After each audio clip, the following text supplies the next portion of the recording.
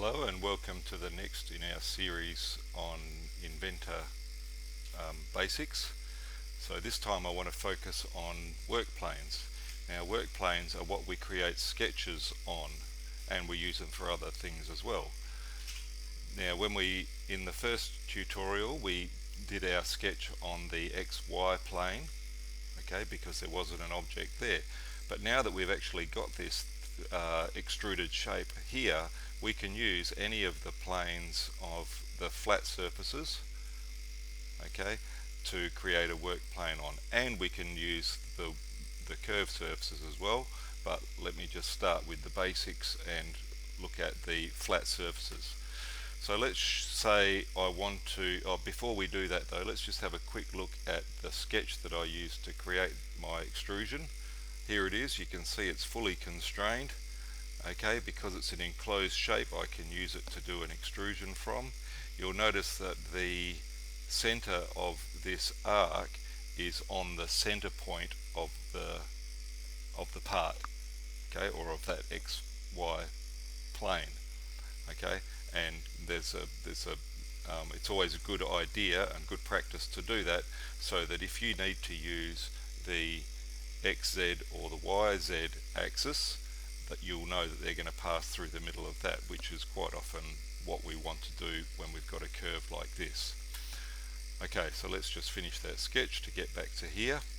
So to create a sketch on this plane, I go Start 2D Sketch, okay, and instead of choosing one of the planes that are here, I'm going to choose this plane here. Alright, now I want to create a circular feature on there. So I'm going to first of all go to my circle tool, okay, and I could either click and then put a dimension on, or I can do a shortcut and just put the dimension on as I'm creating the circle, and you can see that it just has that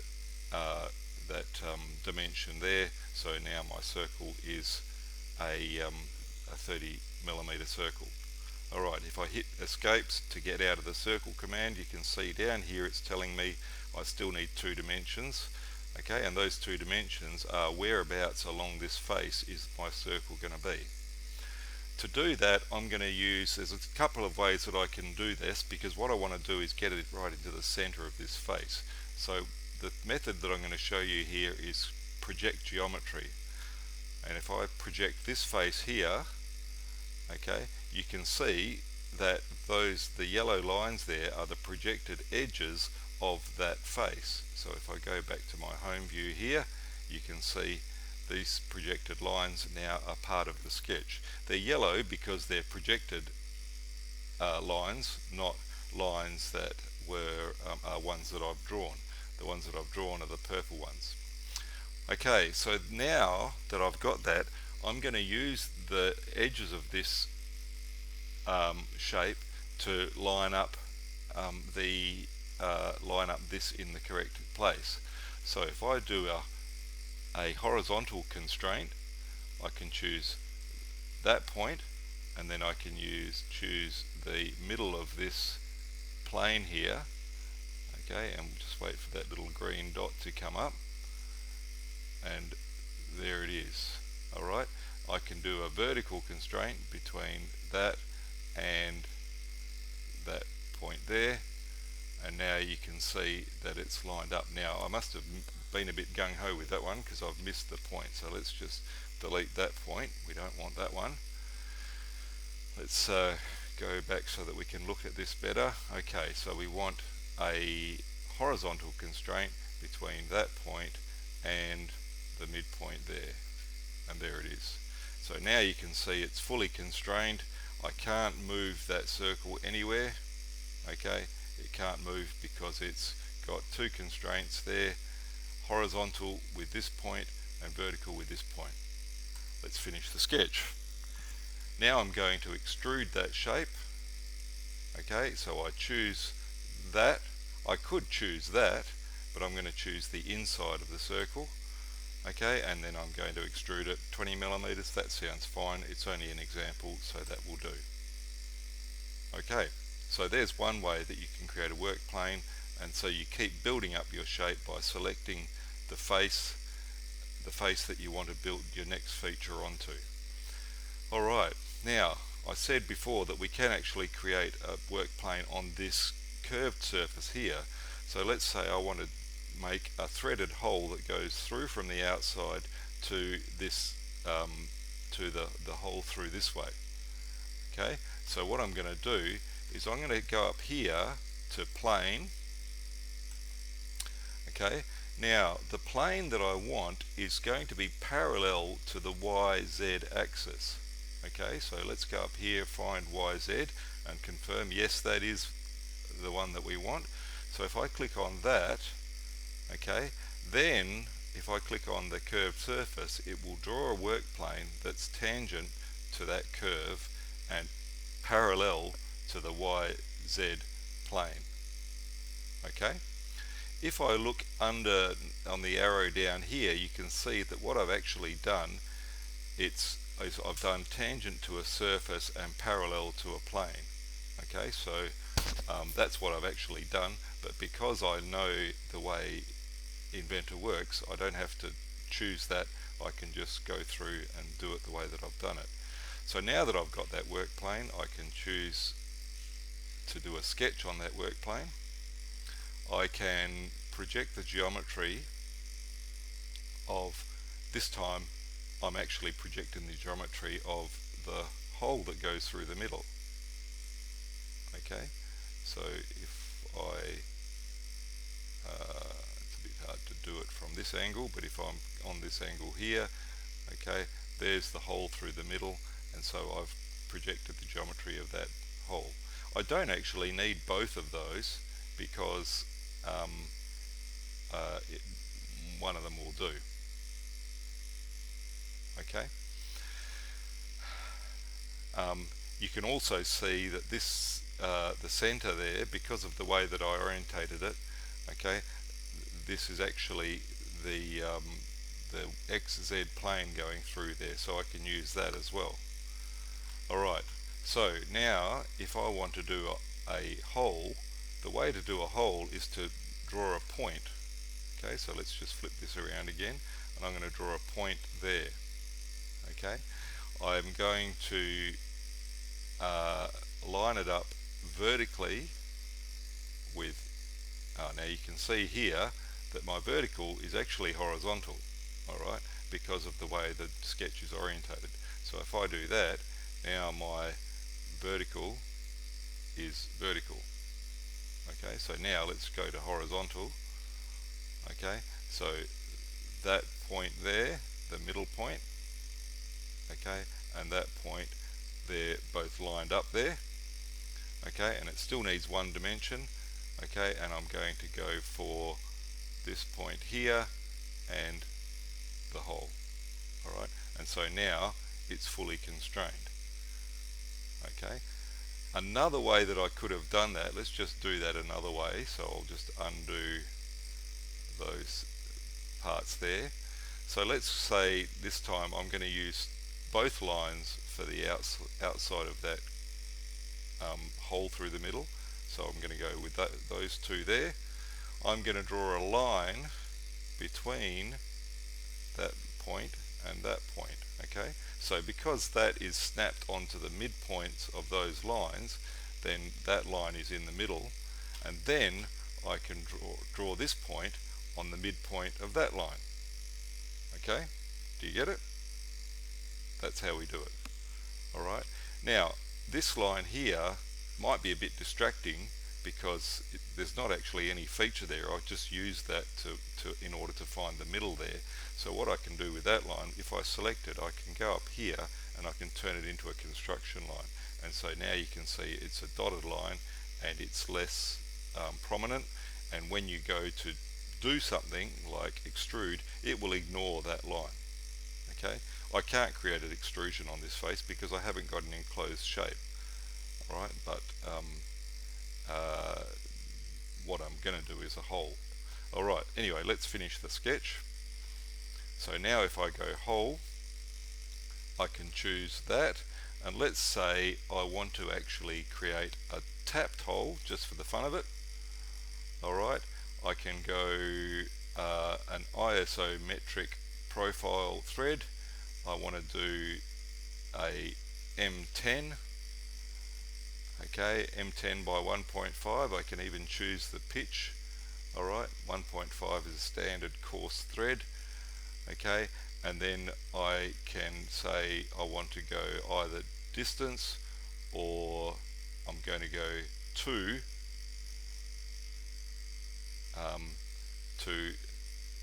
this face here. So if I select surface, I can say that one there. Alright, and so now it's going to do my thread to that surface. Okay, it's going to be a full thread like that. Alright, and it's going to go, it's actually going to go all the way to there, but the rest of that's air, so it doesn't really matter. Okay, so there we go, go OK, and now you can see I've got a nice threaded hole through there, and it goes through the middle there and into there, and that could be like to lock a shaft or something that's going through that hole. Alright, one more type of work plane that I want to show you, okay, and that is going to be doing an offset work plane. Okay, so if I choose plane here and I choose this surface, and instead of just clicking, okay, if I click and drag, you can see that it's going to create a work plane that's parallel to this plane but at a certain distance offset. So let's say we want that to be 20 millimeters offset. Okay, and so now this work plane is 20 millimeters off that one. Let's just have a look at it from the side view. Okay, and well, front view actually, and you can see there it is parallel to there. Alright, so now we can create a sketch on that plane. So create 2D sketch, and I can create a sketch on that plane there. This time I'm going to let's stick with circles, because we know what we're going to do with those. This time I'm going to project the geometry, and this time I'm just going to project that line and that line, because I don't need the full rectangle, I just need that line to get the midpoint and that line to get the midpoint. Alright, now if we do a circle, okay, you can see that so if we go like this, I'm going to go with a 15 millimeter circle. Alright, now if I hit escape there, you can see that this is already fully constrained, and I'm not sure what it constrained to. So if I click on that, what did it constrain to? If I go down here, it will show all constraints, and you can see that this symbol here means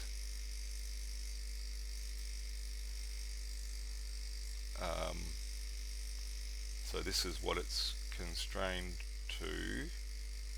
So I'm going to delete that constraint. Okay, and now you can see it's picked up this line through the middle here as well. Alright, I'm going to choose this constraint here, right click on it and delete that, right click on that and delete that, right click on this one and delete that. Okay, so now if I delete this line, which somehow appeared there, so now you should see that you can move this around, which is what we wanted to do. Alright, so now I can do a horizontal constraint between there, and then a vertical constraint between there and there. Now,